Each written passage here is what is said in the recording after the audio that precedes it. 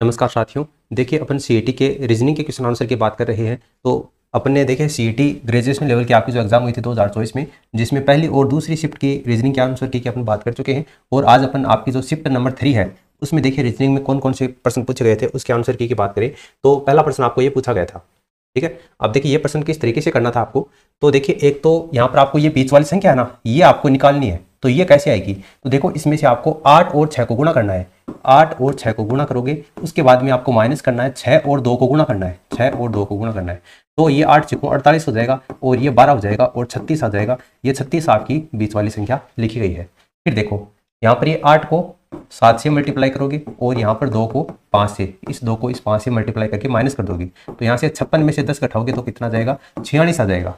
उसी तरीके से इस 7 को इस 10 से मल्टीप्लाई करना है, उसके बाद माइनस करना है, इस 4 को 6 से मल्टीप्लाई करना है, यानी 70 माइनस कितना करना है? 24 करना है। और 70 में से आप 24 घटाओगे तो कितना जाएगा? आपका 46 आ जाएगा। और 46 क्या हो जाएगा? आपका आंसर हो जाएगा। 46 देखो कौन से ऑप्शन में? पहले ऑप्शन में दे रखा है 46, तो ये आपका आंसर हो जाएगा। अगला प्रश्न देखो, ये आपको इसमें मान रखना है क्यू का अर्थ प्लस है, जे का अर्थ गुणा है, टी का अर्थ माइनस है और के का अर्थ है वो भाग है, तब इस समीकरण का क्या आंसर आएगा? तो यहाँ पर देखो 30, तो 30 लिख लिया, प्लस के का अर्थ क्या दे रखा है? के का अर्थ है वो भाग है, 30 भाग, उसके बाद में 2, तो 2 आ गया। उसके बाद में क्यू का अर्थ है वो प्लस है, प्लस 3, उसके बाद में को जे का अर्थ क्या है? गुणा है, और उसके बाद में 6, तो ये 6 आ गया। फिर टी, तो टी का अर्थ क्या है? माइनस है, और उसके बाद में 5, यानी ये 5 आ गया। देखो सबसे पहले बोडमास के नियम के अनुसार अपन भाग, उसके बाद में गुणा, उसके बाद में जोड़ बाकी।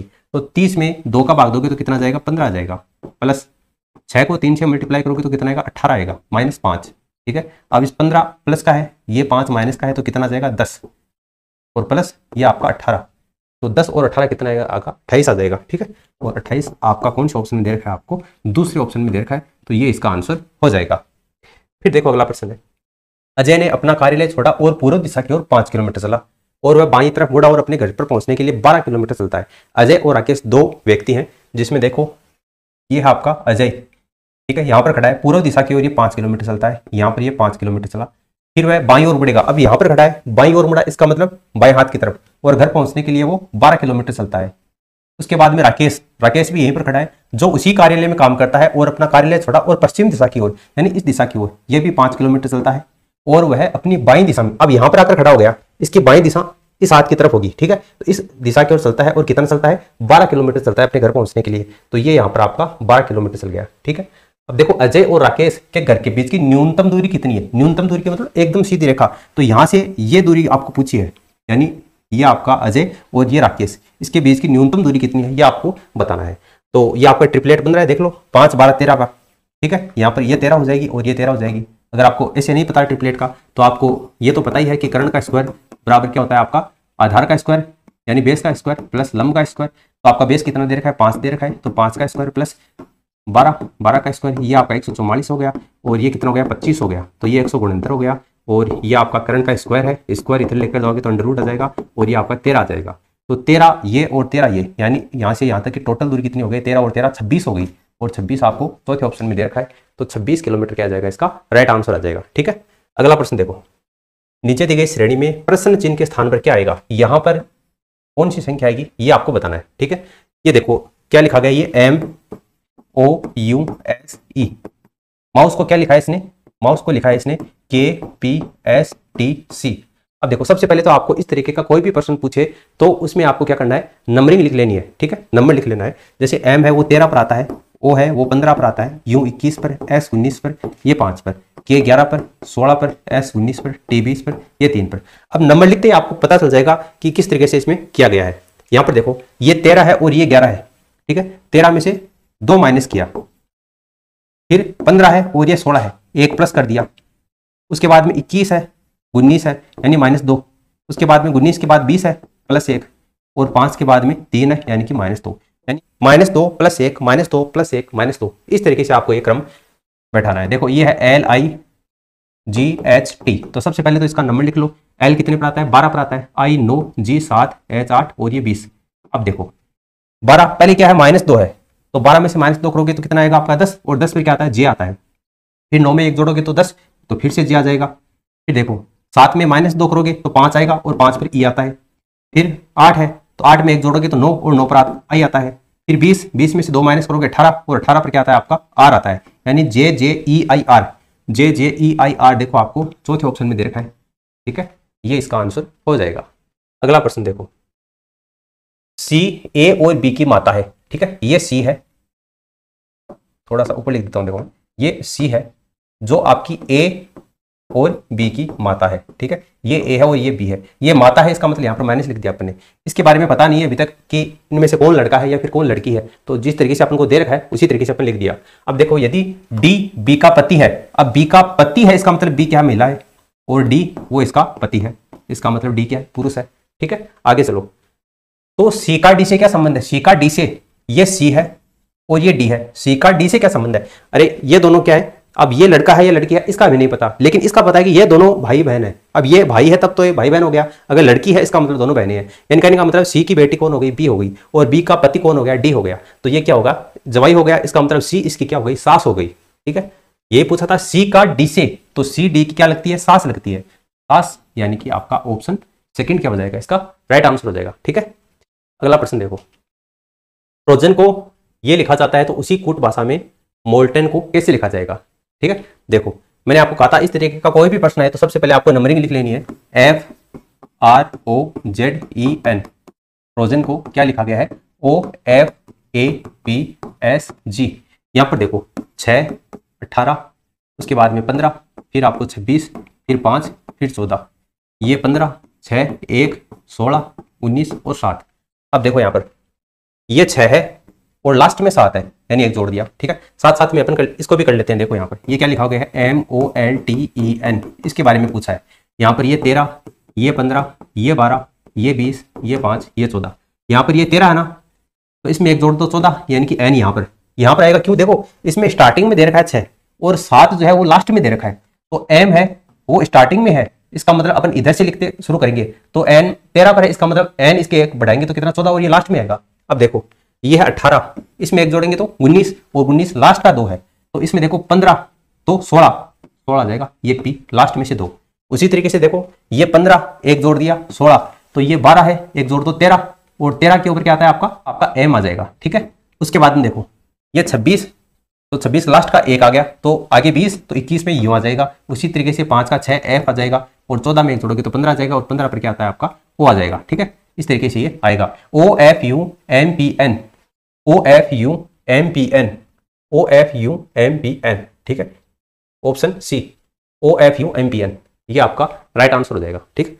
अगला प्रश्न देखो, केले और नींबू के पेड़ की ऊंचाई समान है, केले और नींबू के पेड़ की ऊंचाई समान है, यानी कि ये तो आपका केला, ठीक है, इज इक्वल टू नींबू, इनकी ऊंचाई समान है। अब जो बड़ा होगा उसको अपन ऊपर लिख देंगे, जो छोटा होगा उसको अपन नीचे लिख देंगे, ये मैंने बराबर लिख दिया क्योंकि इनकी ऊंचाई आपको कैसी दे रखी है, समान दे रखी है। आगे देखो, आम का पेड़ आलू बुखारा के पेड़ से छोटा है, आम का जो पेड़ है वो आलू बुखारा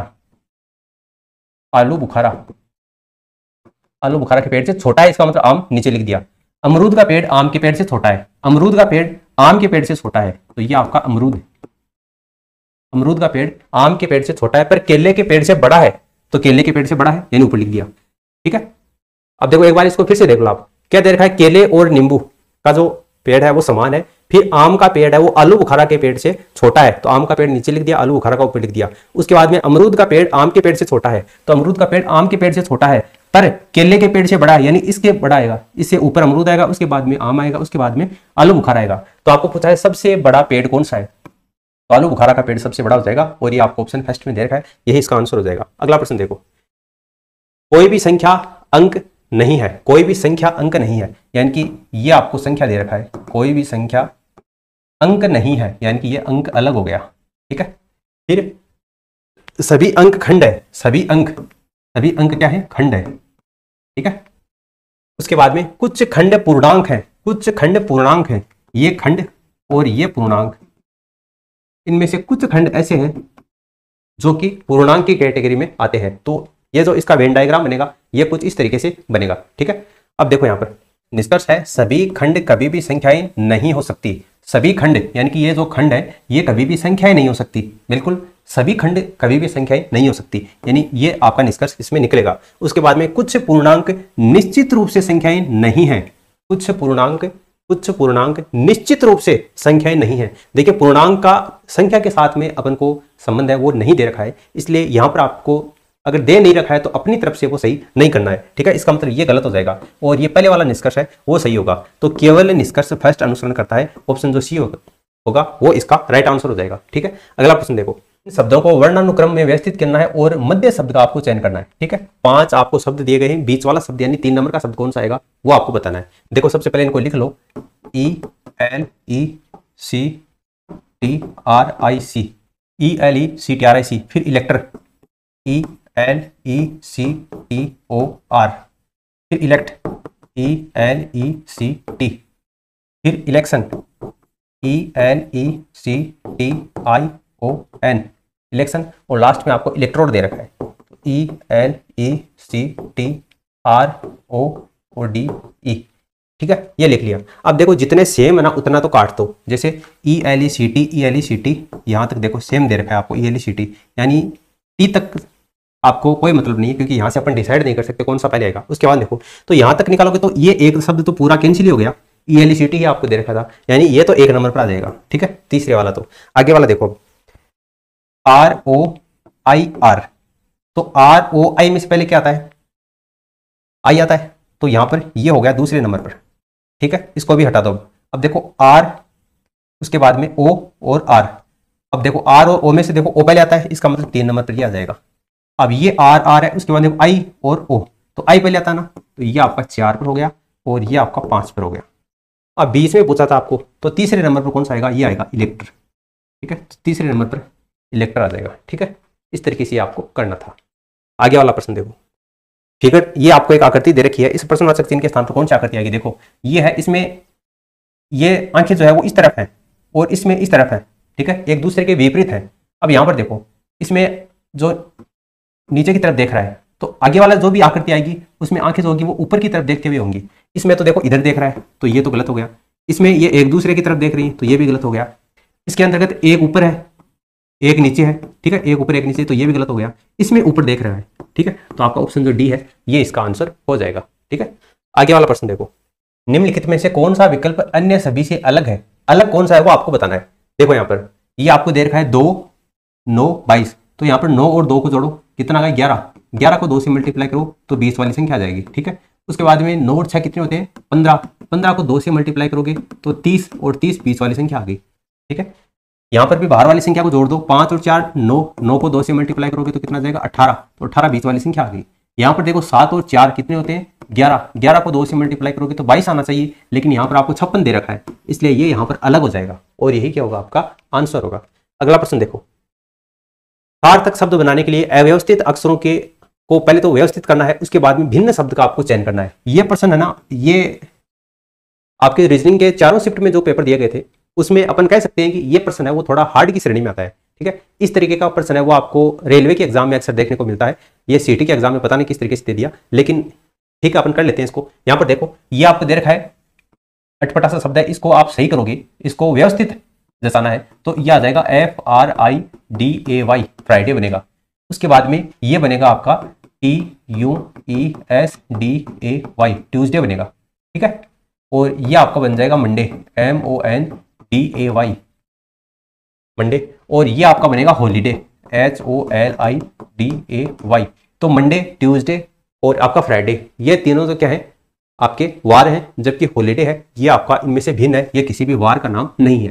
तो हॉलीडे आपको देखो तीसरा है और तीसरा आपको पहले ऑप्शन में दे रखा है, ठीक है। तीसरा जो है वो आपको पहले ऑप्शन में दे रखा है, इसलिए ऑप्शन फर्स्ट क्या हो जाएगा, इसका आंसर हो जाएगा। तो रीजनिंग के जो क्वेश्चन थे थर्ड शिफ्ट में जितने भी पूछे गए थे उसकी बात अपन ने कर ली है। अब आगे अपन चौथी शिफ्ट में जो भी आपको रीजनिंग के क्वेश्चन पूछे गए थे उनका अपन सॉल्यूशन करेंगे। फिलहाल इस वीडियो में इतना ही, धन्यवाद।